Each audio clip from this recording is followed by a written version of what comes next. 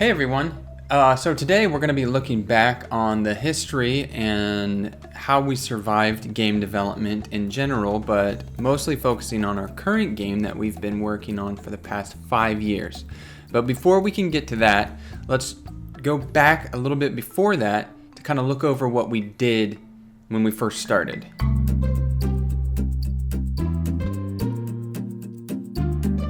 Hi. Our very first game was called Jump, and it was an MMO, and it was very basic. It was kind of silly. You just played as this kid running around his neighborhood, and like the quests in the MMO would be to help people out in the neighborhood, clean up trash and everything like that.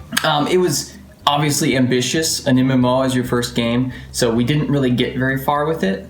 But it was fun. We kind of did a lot of practicing for, we did the character creation and modeling, animation, all that kind of stuff. So that was really fun. Our second game was called Luminous, and it was really kind of an encapsulation of the current games that we really enjoyed, which at the time was Limbo and Minecraft. And so we had kind of the aesthetic of Limbo, the side-scrolling kind of black and white kind of depth look to it, the atmospheric look. And then we had the aspects of Minecraft, which was the crafting and the kind of adventure and exploration aspect to it.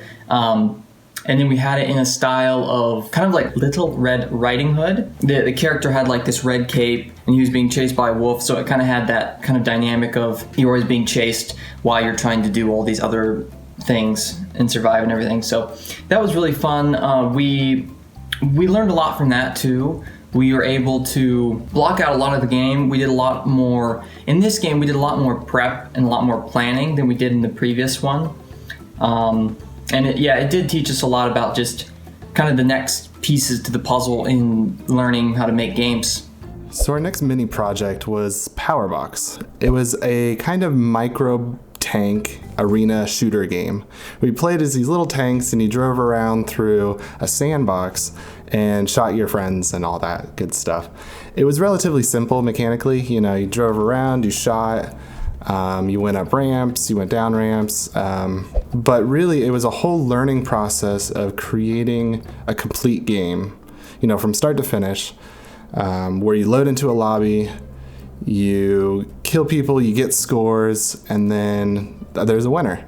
And so we got all that completed. It was our first game that we actually completed, and it's something that we're kind of proud of. It took a lot of work, and we learned a lot along the way. We created a ton of modeled assets. We made some animations. We had a bunch of systems for, score, flipping things over, shooting guns, all that stuff. So it was a great learning project where we saw from start to end. After POWERBOX, we switched to this wide open game called The Wilderness. It was sort of a colonial survival, you would say, where you start off as a lumberjack sort of guy and you go and you build your house and you build all this stuff, all while like collecting materials in first person. We didn't get very far with that. We started building the terrain, having trees be generated, being able to cut the trees kind of pixel perfect where you could slice wherever you want, and the tree would fall down and you would get that. The reason we didn't pursue that any further is because we had this side project called Bathroom Break, and this Bathroom Break project was a silly little idea of the bathroom symbol, the male bathroom symbol. He needs to go to the bathroom and he can't because he's always stuck outside the bathroom door. So you play as him, you run around through signs and you try to get to the toilet. And that eventually turned into the Pedestrian.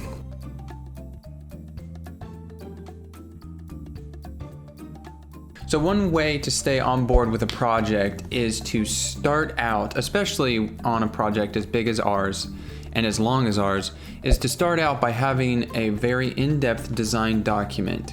This obviously will change as you progress and creative ideas pop up and things will need to change because you don't foresee that stuff at the beginning of a project. And you need to be willing to make the necessary changes as you progress. As the game progressed and we started iterating on it more, we realized there was necessary changes that needed to be made that in turn actually changed the core mechanics of the game. It started out as an endless runner, just a little app game, and it was called Bathroom Break at the time. It was supposed to be a joke. But then we started to realize that it had some potential, and we started iterating on the mechanics and the visual design.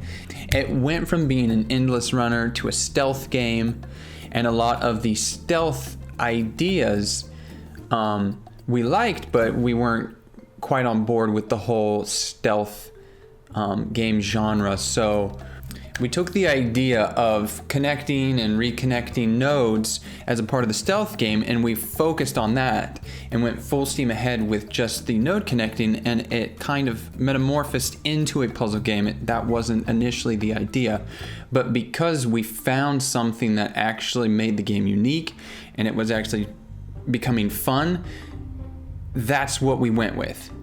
At that time, most of us were more experienced in 3D art than we were 2D art. I mean, I primarily was a 2D artist, but Jed and Joel were more familiar with 3D art, so we wanted to go in that direction, and we wanted to see what the game would look like in a 3D environment. So Jed created these tools where we could take the 2D aspect of the game and place it and break it up into different parts of 3D environments. And as soon as we did that, we were sold, because it was really fun to just run around in these environments.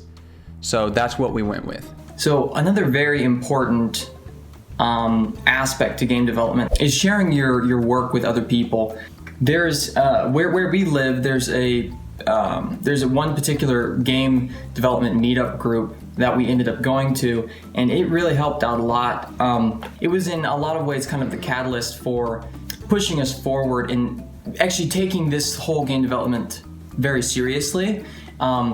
We had a lot of big ideas and everything, but if you don't have anything to back that up, when you actually go and you talk to people and you show them, it's problematic. So actually going there, meeting with people, showing people our game, having them play it, really helped us refine what we thought we were doing, and pushed us to go even further. It was also kind of the catalyst, because we got good feedback and we had help from people. It pushed us to kind of expand our boundaries of what we thought we could do. Going to events, we went to a lot of events after we met with people and we were talking, and then that also was kind of the spark that got us to do our Kickstarter. The Kickstarter, we mainly did it for two reasons, and we did our Kickstarter after we had been working on the project for a while. The first reason is just the financial reason. You know, things cost money, things take money to live and to do, so that was really helpful, having the extra money. But one of the other reasons was to just get kind of a general sense of how just random people felt about our project and about our work. And it was definitely rather intimidating, and the Kickstarter is very hard to do, but it was definitely worth it. We put a lot of time and energy into it, and I think if you're going to do a Kickstarter, just know that it is a lot of work, but it can be great for publicity and for getting just a general kind of sense of where your project is and how people like it. So after our game went through Kickstarter, after the long and grueling process of Kickstarter, we had to sit down and decide what to do to get the game done. You know, we didn't want to just piddle around like we kind of had been doing, not necessarily, but we wanted structure and we wanted to control things so that we got what we needed done and when we needed it done. The first step was creating a separate workspace. We had previously been working out of kind of a living room area or at each other's houses, so we were separated or just in an inconvenient area. And so we went around looking for studios to rent, and none of them quite fit. They were either too pricey or stuffed behind a lawyer's office or something inconvenient. And so we ended up just remodeling a garage.